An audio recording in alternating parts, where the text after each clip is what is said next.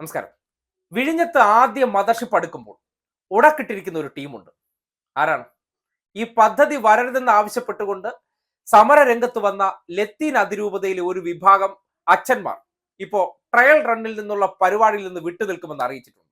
വിട്ടുനിന്നോളൂ, അതൊക്കെ വ്യക്തികളുടെ അല്ലെങ്കിൽ ലോഹക്കാരുടെ എല്ലാം സ്വാതന്ത്ര്യമാണ്. ലോഹക്കാർക്ക് ഈ നാട്ടിൽ അവകാശമുണ്ട്, അതൊന്നും ആരും എതിർക്കുന്നില്ല.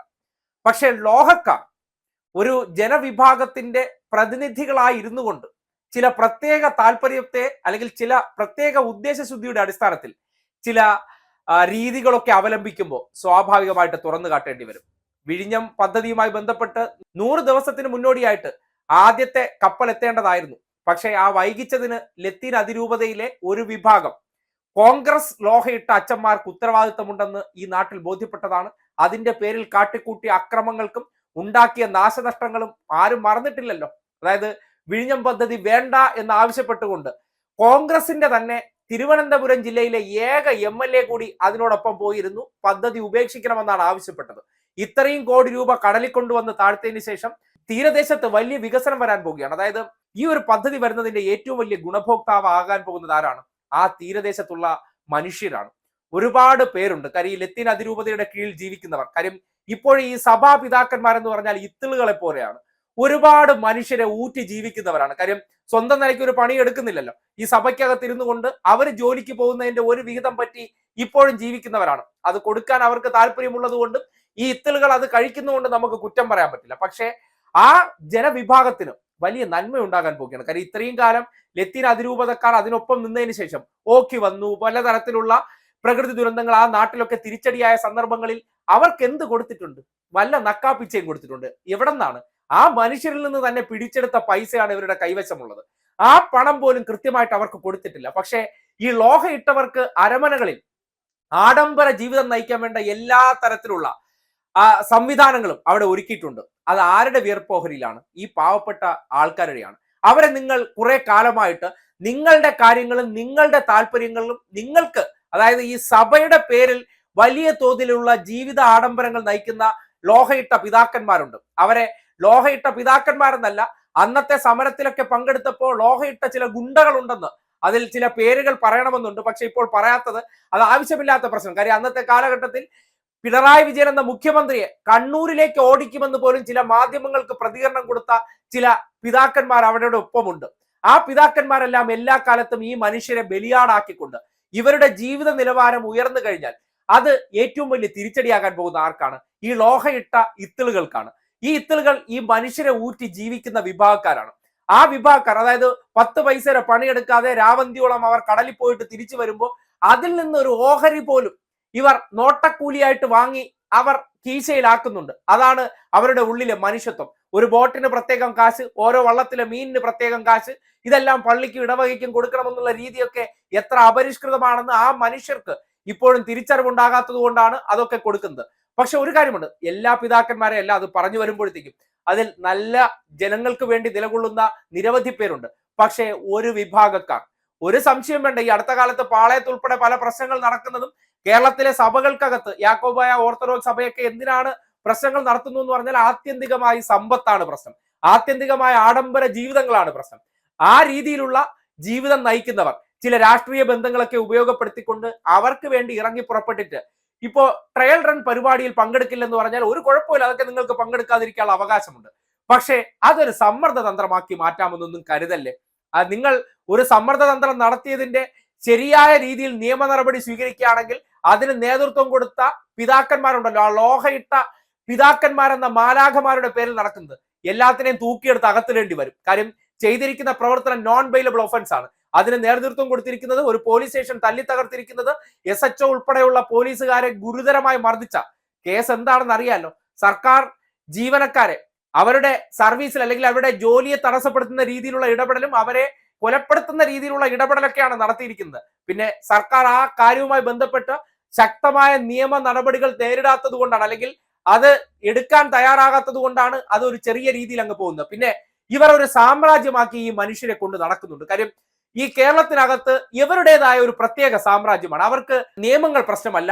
ഈ നാട്ടിലെ ഒരു തരത്തിലുള്ള കാര്യങ്ങളും അവരുടെ ആ പ്രത്യേക രാജ്യത്ത് നടപ്പാക്കാൻ പറ്റില്ലെന്നാണ് ഇവർ കരുതുന്നത്. ഈ വിഴിഞ്ഞം വരുന്നതോടുകൂടി അവിടുത്തെ ജനങ്ങളുടെ ജീവിത സാഹചര്യങ്ങൾക്ക് വലിയ മാറ്റം ഉണ്ടാകാൻ പോകുന്നുണ്ട്. അതായത് അവിടെ ഈ പദ്ധതി വരുന്നതോടുകൂടി പല സാധ്യതകൾ, അതായത് ഈ കണ്ടെയ്നർ കൊണ്ടുപോകാനായിട്ട് നിരവധി ലോറികൾ വേണം. ആ ലോറിയിലേക്ക് നിരവധി ഡ്രൈവർമാരുടെ വേക്കൻസികൾ ഉണ്ടാകും. സ്വാഭാവികമായിട്ട് ഡ്രൈവിംഗ് പഠിച്ചു കഴിഞ്ഞാൽ ഇവർക്ക് ഇത്തരം ലോറികൾ സ്വന്തമാക്കാൻ കഴിഞ്ഞാൽ അതിൽ ഡ്രൈവർ ആകാം, അല്ലെങ്കിൽ ഈ പോർട്ടുമായി ബന്ധപ്പെട്ട പല ജോലികൾക്കും ഈ പ്രദേശത്തുള്ളവർക്ക് അല്ലെങ്കിൽ ആ പ്രദേശത്തുള്ളവർക്ക് കൂടുതൽ പരിഗണന കൊടുക്കുമെന്ന് മുൻകൂട്ടി തന്നെ അറിയിച്ചിരുന്നു. അവർക്ക് ജോലികൾ കിട്ടാൻ പോകുന്നു. വ്യവസായങ്ങൾ, താമസിക്കാൻ വേണ്ട സൗകര്യങ്ങൾ, ഭക്ഷണശാലകൾ, അങ്ങനെ എന്തെല്ലാം കാര്യങ്ങൾ വരാൻ പോകുന്നു. സ്വാഭാവികമായിട്ടും ഈ പിതാക്കന്മാരെ ഒന്നും ആശ്രയിക്കാതെ ഓരോരുത്തർക്കും അവരുടെ ജീവിതം കരുപിടിപ്പിക്കാൻ, കാര്യം ഈ പിതാക്കന്മാരെയൊക്കെ ആശ്രയിക്കുക എന്ന് പറഞ്ഞാൽ എന്തെങ്കിലും നക്കാപ്പിച്ച കൊടുക്കുമെന്നുള്ളതിനപ്പുറം ഒരു കുടുംബത്തിനെ ഇവർ കരകയറ്റി വിട്ട ചരിത്രമൊന്നും അവിടെ പോയി കഴിഞ്ഞാൽ കാണാൻ പറ്റില്ല. കാര്യം ഈ വറുതിയുടെ കാലം വരുന്ന സന്ദർഭങ്ങളിലൊക്കെ ഈ പ്രദേശത്തൂടെയൊക്കെ പോകുമ്പോൾ ഇത്രമാത്രം ഇവരിൽ നിന്ന് പിരിവെടുത്തവർ എന്തെങ്കിലുമൊക്കെ ചെറിയ ആനുകൂല്യങ്ങൾ കൊടുക്കുന്നതിനപ്പുറം സർക്കാരുകളാണ് എല്ലാ കാലത്തും അവർക്ക് വേണ്ടി നിലകൊള്ളുന്നത്. ഒരു കാര്യം മാത്രം ആലോചിച്ചാൽ മതി, ലത്തീൻ അതിരൂപത സഭയ്ക്ക് ഈ നാട്ടിൽ എവിടെയെല്ലാം എന്തെല്ലാം സ്ഥാപനങ്ങളുണ്ട്. ആ സ്ഥാപനങ്ങൾ ഇപ്പോ ഈ പറയുന്ന വിഴിഞ്ഞം വരുന്ന പദ്ധതിയുടെ തൊട്ടടുത്ത് തന്നെ വലിയ കൺവെൻഷൻ സെന്റർ ഒക്കെ കെട്ടിയിട്ടുണ്ട്. ഏതെങ്കിലും ഒരു ഓക്കി ദുരന്തമോ അല്ലെങ്കിൽ പല പ്രകൃതി ദുരന്തം വരുന്ന സന്ദർഭങ്ങളിൽ ഈ കൺവെൻഷൻ സെന്ററിലേക്കൊക്കെ ഇവരെ താമസിപ്പിക്കാനായിട്ട് നിങ്ങൾ അനുവദിക്കാറുണ്ടോ? സർക്കാർ സ്കൂളുകളെല്ലാം അറേഞ്ച് ചെയ്ത് കൊടുക്കുന്നേ. ആ സന്ദർഭങ്ങളിൽ ഇവരെ ഈ ദുരിതാശ്വാസ ക്യാമ്പുകളിൽ സഹായിക്കുന്നത് ആരാണ് ഏറ്റവും കൂടുതൽ? ഞങ്ങളാണ് ഇതൊക്കെ നടത്തിത്തരുന്നു എന്ന് അവരുടെ മുന്നിലൊക്കെ മേനി പറഞ്ഞ് അവരെ കൊണ്ടങ്ങ് ജീവിച്ചു പോവുകയാണ്. പിന്നെ ആവർത്തിച്ച് പറയുന്നു, എല്ലാവരുമല്ല, ചില ആൾക്കാർ അവർ സമരത്തിന് നേതൃത്വം നൽകി. അവർ ഒരു സുപ്രഭാതത്തിൽ ഇല്ലാത്ത കാര്യങ്ങൾ പറഞ്ഞ് അവിടെ സമരത്തിന് ഇറങ്ങി തിരിച്ച് വലിയ പ്രശ്നങ്ങൾ ഉണ്ടാക്കിയപ്പോഴും അവിടെ പുനരധിവാസം വേണമെന്നാണ് ആവശ്യപ്പെട്ടത്. ആ പുനരധിവാസത്തിന് വേണ്ടി അന്ന് സർക്കാർ കൊടുത്ത പാർപ്പിടങ്ങൾ ഏകദേശം പൂർത്തീകരിക്കാൻ പോവുകയാണ്. അങ്ങോട്ടേക്കൊക്കെ ഒന്ന് പോയി നോക്കുന്നുണ്ടോ? അതൊന്നും നോക്കില്ല, അതിനെക്കുറിച്ച് മിണ്ടില്ല. പുതിയ കാര്യങ്ങൾ കണ്ടെത്തുകയാണ്. അന്ന് ഈ കരാർ ഒപ്പിടാൻ ഉമ്മൻചാണ്ടി എന്ന ക്രിസ്ത്യാനിയായിട്ടുള്ള അല്ലെങ്കിൽ അച്ചായനായിട്ടുള്ള ഭരണാധികാരിക്കൊപ്പം നിന്നവരാണ് നിങ്ങൾ എല്ലാവരും.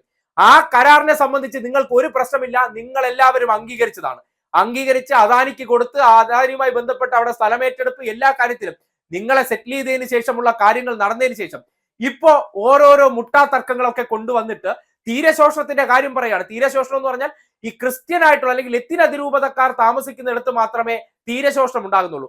ഇതേ പ്രദേശത്ത് തന്നെ ന്യൂനപക്ഷ വിഭാഗക്കാരായിട്ടുള്ള ഭീമാപ്പള്ളി ഉൾപ്പെടെയുള്ള പ്രദേശങ്ങളിൽ താമസിക്കുന്നത് മറ്റൊരു ന്യൂനപക്ഷ വിഭാഗക്കാരാണ്. അവിടെ എങ്ങും തീരശോഷണമോ അവർക്കൊന്നും പ്രതിഷേധമില്ല. ലത്തീൻ അതിരൂപതക്കാർ ഈ പൂവാറ് മുതൽ 5 തെങ്ങ് വരെ നീണ്ടു കിടക്കുന്ന ഇടങ്ങളിൽ ഇടയ്ക്കിടയ്ക്ക് മാത്രം മറ്റ് ചില വിഭാഗക്കാരാണ് താമസിക്കുന്നത്. അവർക്കൊന്നും ഇവർ ഉന്നയിക്കുന്ന പ്രശ്നമേ ഇല്ല.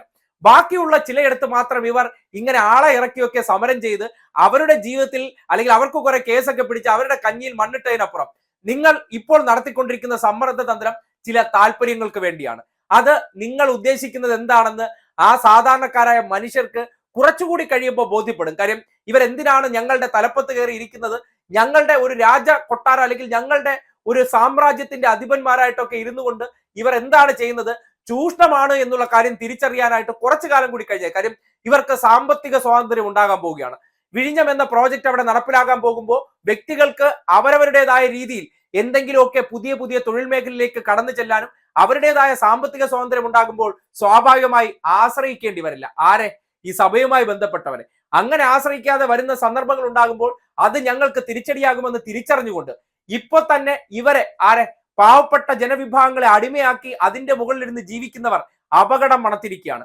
അപകടം മണത്ത് തിരിച്ചറിഞ്ഞുകൊണ്ട് എല്ലാ കാലത്തും അവരെ അടക്കി വെച്ച് അതിന്റെ മുകളിലിരുന്ന് ഭരണകക്ഷി നേതൃത്വവുമായൊക്കെ അടുത്ത ഇടപാടുകൾ നടത്തി അവർക്ക് വേണ്ട കാര്യങ്ങൾ നേടിയെടുക്കാൻ ഈ ഗിമ്മിക്കുകൾ കാണിക്കുന്നവർ വല്ലാതെ ഭീതിപ്പെടുകയാണ്. അതിന്റെ ഒരു ട്രയൽ റണ്ണാണ് അവർ ഇപ്പോൾ കാണിക്കുന്ന ഈ വിട്ടുനിൽക്കൽ. ആ വിട്ടുനിൽക്കൽ ഒന്നും സംഭവിക്കില്ല.